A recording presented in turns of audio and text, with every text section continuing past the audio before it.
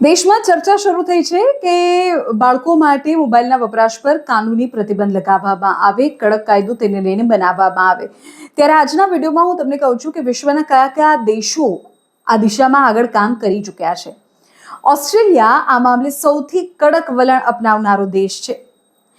ઓસ્ટ્રેલિયાની સરકારે 16 વર્ષથી નાની વયના બાળકો માટે સોશિયલ મીડિયા પ્લેટફોર્મ્સના ઉપયોગ પર સંપૂર્ણપણે કાનૂની પ્રતિબંધ લગાવી દીધો છે, જેથી કિશોરોને સાયબર બુલિંગ અને ઓનલાઈન જોખમથી બચાવી શકાય. બીજી તરફ ફ્રાન્સ અને નેધરલેન્ડ્સ જેવા યુરોપિયન દેશોએ શૈક્ષણિક વાતાવરણને સુધારવા પર ભાર મૂક્યો છે. ફ્રાન્સમાં 15 વર્ષ સુધીના બાળકો માટે શાળાઓમાં મોબાઈલ વાપરવા પર બેન છે. 15 વર્ષથી નાની વયના બાળકો સોશિયલ મીડિયા એકાઉન્ટ ખોલે તે માટે વાલીઓની સહમતિ ફરજિયાત છે. નેધરલેન્ડ્સે પણ પોતાના દેશની તમામ શાળાના વર્ગખંડોમાં સ્માર્ટફોન, ટેબ્લેટ અને સ્માર્ટ વોચના ઉપયોગ પર સંપૂર્ણ રોક લગાવી દીધી છે. હવે જરા એશિયાઈ દેશોની વાત કરી લઈએ.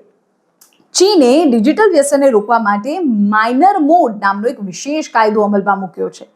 આ કાયદા હેઠળ 18 વર્ષથી ઓછી ઉંમરના બાળકો માટે રાત્રે 10 વાગ્યાથી સવારના 6 સુધી ઇન્ટરનેટ પર પ્રતિબંધ. ઇન્ટરનેટ ન ચાલે.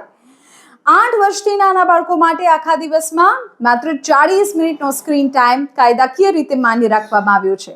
આ ઉપરાંત યુનાઇટેડ કિંગડમમાં ઓનલાઈન સેફ્ટી એક્ટ લાગુ કરવામાં આવ્યો છે, જેના હેઠળ સોશિયલ મીડિયા કંપનીઓ માટે બાળકોની ઉંમર ચકાસવા માટે કડક એજ વેરિફિકેશન પ્રોટોકોલ અપનાવવું ફરજિયાત બનાવવામાં આવ્યું છે. તમને શું લાગે છે કે આ બધા દેશોની જેમ ભારતે પણ આવો કોઈ કડક કાયદો બનાવવો જોઈએ?